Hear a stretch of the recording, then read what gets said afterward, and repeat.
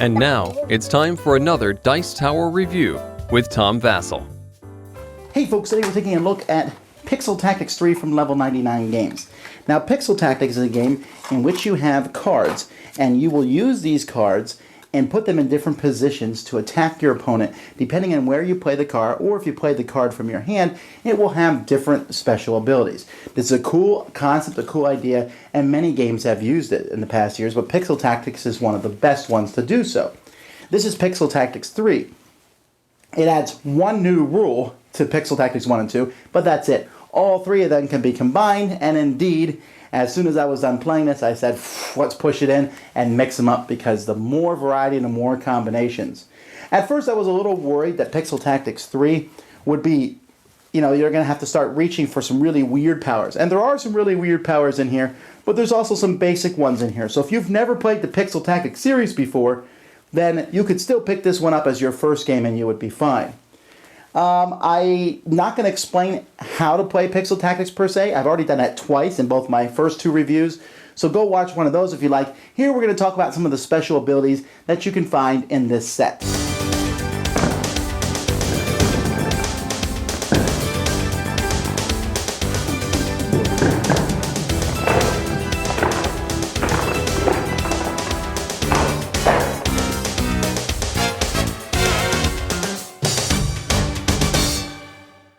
The rules are written on one big giant sheet, which is not something I'm real keen on. I mean, they're very easy to understand, and I know that they did this so because you want to use them, the other side you can play. Although, once again, I like to point out that it's never good to have your playing board on the other side of your sheets. But you don't even need the board, and besides, I would go out of my way to hunt down one of these very nice boards anyway to use. But that's besides the point.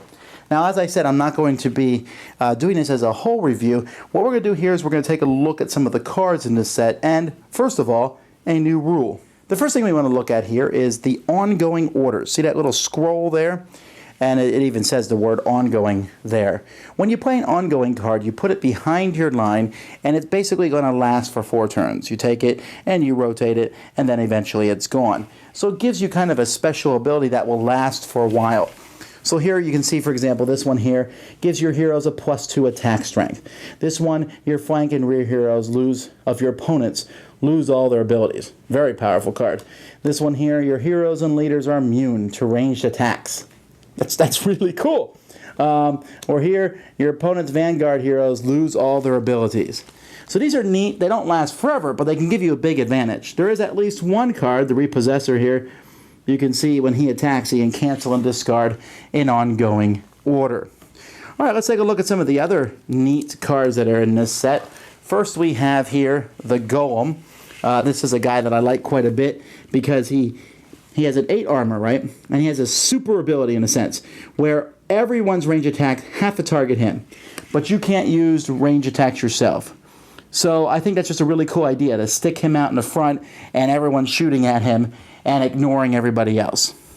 You also have the Dispatcher, who I like because if you put him in the middle, in your flank position, the guy in front of him can make an attack for free. The Professor lets you do things multiple times. One of the things that's really interesting is he lets you restructure up to 4 times. So if the Professor's in your group, you have the ability to move people around quite a bit if you put him in the rear. The Doom's Speaker, when he attacks, your opponent must discard a card at random, or when this hero would take damage, you can discard a card to prevent that damage. He only has 1 life, but the fact that you can discard cards from your hand to prevent damage is a neat ability. I also like this Zone Warrior. His rear one lets your rear heroes ranged attacks they can ignore intercept. You get someone in the back, it's a really cool idea.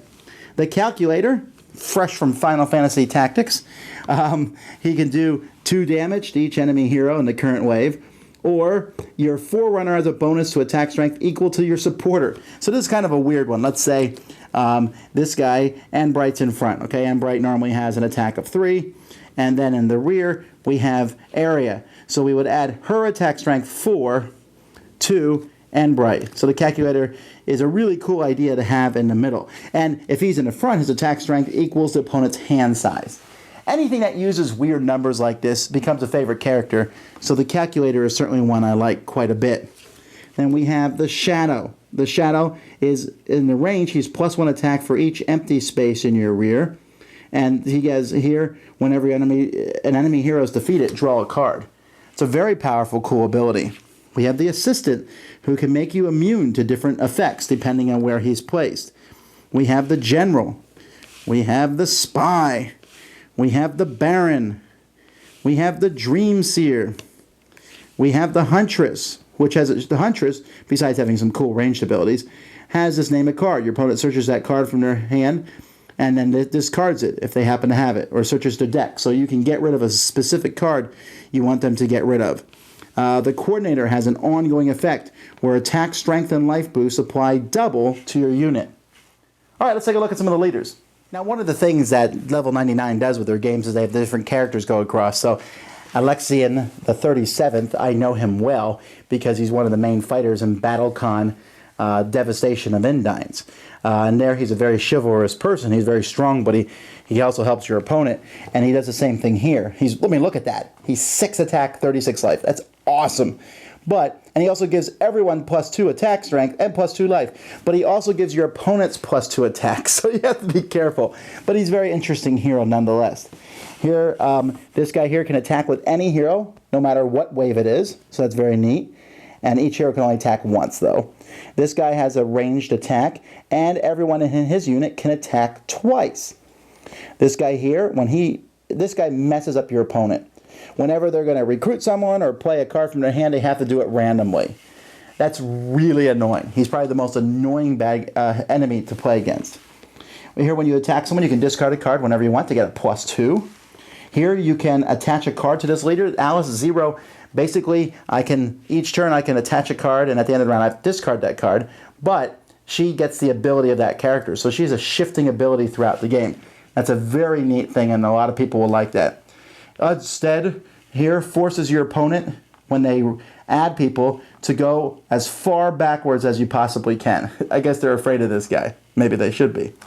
Irene here, you can place a hero from your hand into play and do an attack with it as an action. So I'm like, hey, 4 attack. And then discard that card. Really neat ability. Kind of like people jumping in. This guy can recruit anywhere, not just the current wave that it's in.